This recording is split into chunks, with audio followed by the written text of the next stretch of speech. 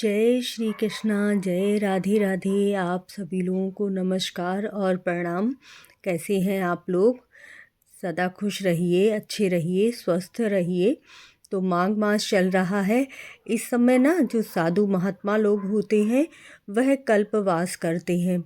कल्पवास का इस समय विशेष महत्व होता है, लेकिन हम जो गृहस्थ लोग हैं वह एकादशी का व्रत करके भी कल्पवास का महत्व प्राप्त कर सकते हैं। अब हम लोग तो कल्पवास में नहीं जा सकते हैं। हमारे यहाँ क्या होता है कि गंगा जी के किनारे, हमारे घर से काफ़ी पास हैं गंगा जी, तो वहाँ पर लोग 1 महीने के लिए झोपड़ी डाल लेते हैं और पूरा 1 महीना वहीं गंगा जी के पास रहकर स्नान करते हैं, ध्यान करते हैं, प्रभु का भजन आदि करते हैं। लेकिन हम जो गृहस्थ लोग हैं वह घर में ही पूजा अर्चना करके, एकादशी का व्रत रहकर, पूर्णिमा का व्रत रहकर, मौनी अमावस्या पर मौन व्रत धारण करके भी इस तरह के पुण्यों को प्राप्त कर सकते हैं। क्योंकि गृहस्थ जीवन में हमारे बहुत सारे कार्य होते हैं जिन्हें हमें ज़रूर ही करना होता है और वही हमारा धर्म होता है। गृहस्थ जीवन का सबसे बड़ा धर्म ही यही है। तो आपको सट्टिला एकादशी पर क्या क्या कार्य करने हैं, किस प्रकार व्रत रहना है, वह जान लेते हैं। तो देखिए, थोड़ा सा तिल लेकर और आप जल में थोड़ा दूध मिला लीजिए। यदि आपके पास लड्डू गोपाल हैं तो आप उन्हें स्नान करवा सकते हैं, नहीं तो आप शालिग्राम भगवान को भी स्नान करवा सकते हैं, या फिर कोई भी विष्णु स्वरूप की कोई फ़ोटो या प्रतिमा रख लीजिए। एकादशी व्रत में ना विष्णु भगवान की ही पूजा की जाती है और साथ में आप लक्ष्मी माता की पूजा कर सकते हैं। तो इसीलिए विष्णु स्वरूप में किसी की भी आप पूजा कीजिए। और मैं ना अपने कन्हैया को हल्दी से स्नान करवा रही हूँ, क्योंकि एकादशी व्रत में ना पीली चीज़ों का बहुत महत्व होता है। आप तिल से भी स्नान करवा सकते हैं। माघ मास के समय सबसे ज़्यादा महत्व तिल का होता है। आपके पास सफ़ेद तिल या काले तिल जो भी हों, बहुत ही उत्तम है। काले तिल ज़्यादा महत्व रखते हैं, सफ़ेद तिल थोड़ा कम महत्व रखते हैं। लेकिन अगर आपके पास तिल हैं तो आप ज़रूर ही तिल डालकर स्नान करवाइएगा। और मैंने एक उबटन बताया था मकर संक्रांति के समय, तो आप उसका भी प्रयोग कर सकते हैं।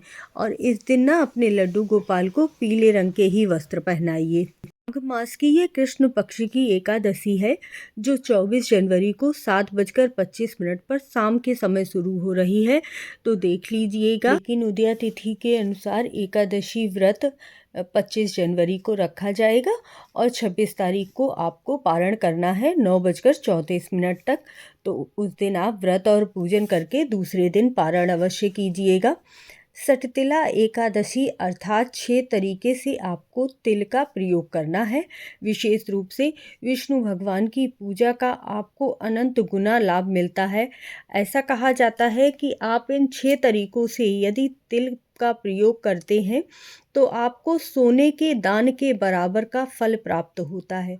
यानी कि आपने जैसे सोना दान कर दिया, ऐसा आपको फल प्राप्त होगा। इसीलिए आप विशेष रूप से 6 तरीकों से तिल का प्रयोग इस दिन जरूर ही कीजिएगा। और इस दिन अपने लड्डू गोपाल को हल्दी का तिलक लगाइए। विष्णु भगवान की किसी भी पूजा में हल्दी का प्रयोग बहुत ही विशेष होता है। अब हम जानते हैं कि आपको 6 प्रकार से तिल का प्रयोग किस प्रकार करना है। अगर अभी तक चैनल को सब्सक्राइब नहीं किया है तो ज़रूर कर दीजिए और कमेंट में जय श्री कृष्णा, जय राधे राधे लिखना बिल्कुल मत भूलिएगा। उसी से मुझे पता चलता है कि आप मुझसे जुड़ रहे हैं, आप मेरी वीडियो देख रहे हैं और मुझे बहुत अच्छा लगता है। इसीलिए कमेंट ज़रूर कीजिए। तो सबसे पहले तो आप जब प्रातः उठेंगे तो काले तिल डालकर और थोड़ा गंगा जल डालकर स्नान ज़रूर ही कीजिएगा। उसके पश्चात जब आप सूर्य भगवान को जल चढ़ाएंगे ना, तब भी उसमें थोड़ा सा तिल ज़रूर डालिएगा, काले तिल डालिएगा। और उसके बाद आप लड्डू गोपाल को काले तिल का उपटन बनाकर, जो मैंने डाला हुआ है, मकर संक्रांति वाली वीडियो देखिएगा जाकर, उसमें आपको मिल जाएगा। तो काले तिल से आपको उपटन बनाकर खुद भी स्नान करना है और लड्डू गोपाल को भी स्नान करवाना है। और उसके बाद आपको यह काले तिल के लड्डू गोपाल को भोग लगाने हैं। और उसके बाद स्वयं भी इन काले तिल के लड्डू का ही प्रसाद लेकर दूसरे दिन पारण करना है और उस दिन भी यही लड्डू खाने हैं। थोड़े से काले तिल डालकर ही आपको इस दिन जल पीना है। बहुत विशेष लाभ आपको प्राप्त होगा। और जब आप पारण करेंगे ना, तब भी आप काले तिल से बने हुए लड्डुओं का दान कीजिएगा, काले तिल का दान कीजिएगा और साथ में गुड़ का दान कीजिएगा। इस दिन तो ना ऐसी मान्यता है कि आप जितने तिल का दान करते हैं ना, उतने ही दिन आप स्वर्ग में निवास करते हैं। तो इसीलिए तिल दान ज़रूरी होता है। और हाँ, ये मैंने विशेष तरह से हवन करके दिखाया हुआ है आपको।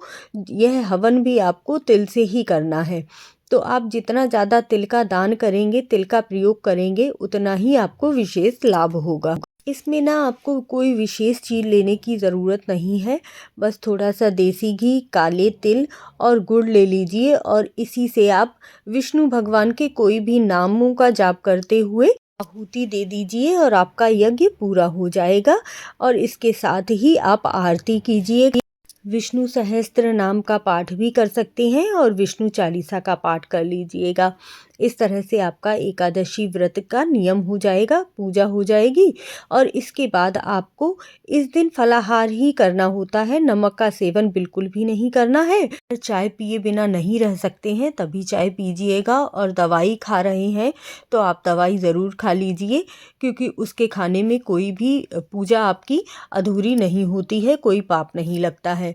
और इसके पश्चात इसी तरह से आपको पूरा व्रत रहना है और दूसरे दिन पारण करना है। जब आप पारण करेंगे तब आपको अन्न का सीधा ज़रूर ही निकालना है और काले तिल खाकर ही अपना व्रत का पारण करना है। इसके बाद आप जो भी खाना चाहें वह खा सकते हैं।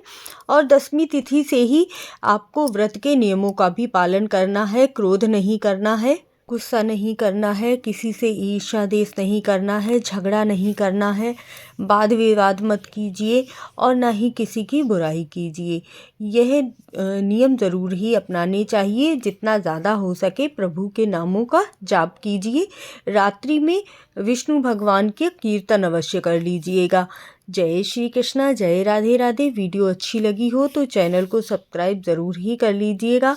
बहुत सी ऐसी धार्मिक कथाएं की वीडियोस और धार्मिक बातों की वीडियोस मैं डालती रहती हूँ जो आपके लिए बहुत ही यूज़फुल हैं। तो वीडियो ज़रूर ही देखिएगा। जय श्री कृष्णा।